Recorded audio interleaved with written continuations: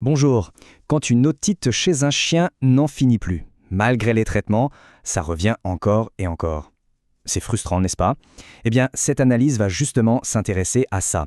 On va plonger au cœur du problème pour voir ce qui peut se cacher derrière une infection d'oreille qui s'accroche et surtout, pourquoi il ne faut jamais, jamais l'ignorer.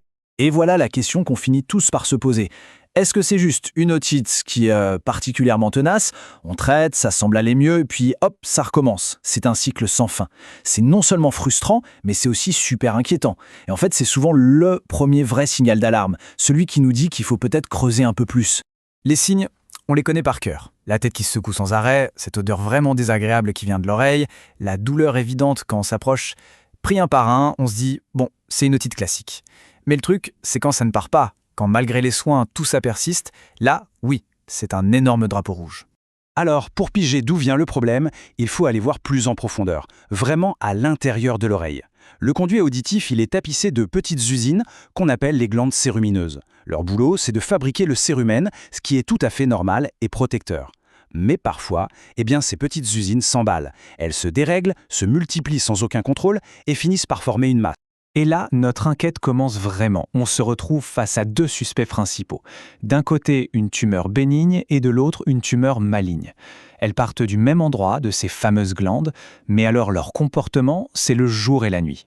Regardons ça de plus près. C'est la distinction fondamentale. D'un côté, on a l'adénome, qui est bénin. Pensez, lent et localisé. Il reste dans son coin. De l'autre, l'adénocarcinome, qui lui est malin. Là, les mots changent. Rapide, agressif, destructeur. Et surtout, il peut se propager ailleurs. On passe d'un problème purement local à un cancer qui peut menacer la vie de l'animal. C'est pas du tout la même histoire. Pour l'adénome, l'analogie du flâneur, c'est parfait. Imaginez quelqu'un qui traîne dans le quartier. Il est là, il prend un peu de place, il peut grossir doucement et causer des ennuis, comme des otites à répétition, mais il ne va pas défoncer la porte des voisins. C'est une masse qui reste bien à sa place, bien délimitée, et la bonne nouvelle, c'est que c'est de loin le cas le plus courant. Maintenant, son opposé, l'adénocarcinome. Lui, c'est l'envahisseur. Il n'a aucun respect pour les limites. Il fonce, il se développe à toute vitesse, il détruit tout sur son passage, que ce soit le cartilage ou même l'os. Et le pire, c'est qu'il peut envoyer des espions, des métastases, un peu partout, en général vers les ganglions et les poumons. Là, on parle bien d'un cancer, un vrai. Ok, mais qu'est-ce qui met le feu aux poudres? Qu'est-ce qui déclenche tout ça? Le coupable numéro 1, c'est l'inflammation chronique. Pensez-y, les otites qui reviennent tout le temps. Ça force les cellules des glandes à travailler en permanence, à se régénérer encore et encore.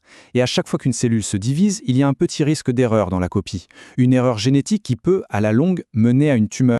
Donc, si on devait dresser un portrait robot, on chercherait un chien qui a déjà un certain âge, souvent autour de 10 ans, et qui traîne derrière lui un lourd passif de problèmes d'oreille.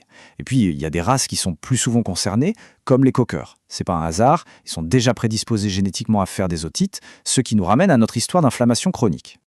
Allez, on passe à l'étape de l'enquête. Concrètement, comment le vétérinaire arrive à distinguer une otite banale de notre flâneur ou, pire, de l'envahisseur? Tout commence par un coup d'œil à l'intérieur, c'est l'otoscopie. Le vétérinaire prend son otoscope pour aller voir ce qui se passe au fond du conduit. Souvent, il faut une petite sédation parce que ça peut faire mal, et surtout, il faut que l'oreille soit nickel, bien nettoyée pour y voir clair. Et pendant cet examen, il y a déjà des indices visuels qui peuvent sauter aux yeux. L'adénome, le gentil, ressemble souvent à une petite boule, un polype, bien lisse, bien définie. À l'inverse, l'adénocarcinome, le méchant, est généralement plus gros, avec un aspect moche, ulcéré, et on a l'impression qu'il commence déjà à grignoter les parois du conduit. Là, on pourrait se dire, c'est clair, on voit bien la différence.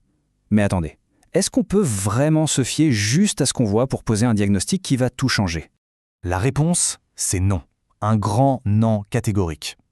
L'apparence peut être super trompeuse. Il y a un seul, et j'insiste vraiment là-dessus, une seule moyen d'être sûr à 100%.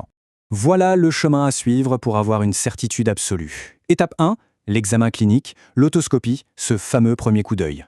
Ensuite, l'étape qui change tout, la biopsie. On prend un petit bout de la masse, on l'envoie au labo pour analyse. C'est le test qui va nous dire si on a affaire au flâneur ou à l'envahisseur. Et si c'est le cancer, on ajoute une troisième étape, le bilan d'extension, avec des scanners ou des radios, pour voir si la maladie a commencé à voyager. Bon, le labo a parlé, le diagnostic est tombé, c'est l'heure du verdict. Maintenant, on fait quoi? Quel traitement? Et surtout, quel pronostic? Alors, si c'est notre flâneur, l'adénome bénin, la nouvelle est bonne. La solution est plutôt simple et super efficace.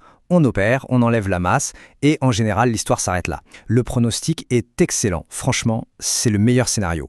Par contre, si on est face à l'envahisseur, l'adénocarcinome, là il faut complètement changer de tactique. Juste enlever la petite boule visible, ça ne suffira pas. Le traitement doit être aussi agressif que la tumeur elle-même. Le traitement de référence est une opération assez lourde qu'on appelle la TK-LBO. En gros, le chirurgien enlève la totalité du conduit auditif et va même nettoyer l'oreille moyenne derrière le tympan. C'est radical, c'est vrai. Mais pour battre un envahisseur, il faut lui enlever tout son territoire, tout ce qu'il a déjà conquis ou qu'il pourrait conquérir. Bien sûr, l'animal devient sourd de cette oreille, mais il faut bien comprendre une chose. Une fois que cette douleur chronique qui le rongeait a disparu, sa qualité de vie fait un bond spectaculaire vers le haut. Et cette phrase-là résume tout. C'est une chirurgie majeure, mais c'est la seule chance de contrôler le cancer localement. Oui, c'est lourd, la récupération demande du temps et des soins. Mais face à ce type de cancer, c'est la meilleure, et très souvent la seule, carte à jouer pour être sûr que la tumeur ne revienne pas à cet endroit, et pour donner une vraie chance à l'animal. Et c'est précisément là que chaque jour compte. Le timing, c'est le facteur le plus critique de tous. Si le cancer est attrapé très tôt, avant qu'il n'ait eu le temps de s'infiltrer en profondeur, la survie après chirurgie peut aller au-delà de 3 voire 5 ans. Mais, si on attend trop, si le diagnostic est tardif, même avec la grosse opération, la survie tombe souvent à moins d'1 an. L'écart est énorme, l'enjeu est juste immense. Bon, si on devait résumer tout ça, qu'est-ce qu'il faut absolument garder en tête? Voilà les points essentiels. Le message le plus important, c'est vraiment celui-ci. Une otite qui ne guérit pas ou qui revient sans arrêt chez un chien, et encore plus s'il n'est plus tout jeune, ce n'est pas juste un truc embêtant. Il ne faut jamais le prendre à la légère. C'est un signal, un vrai signal d'alarme que le corps est en train d'envoyer.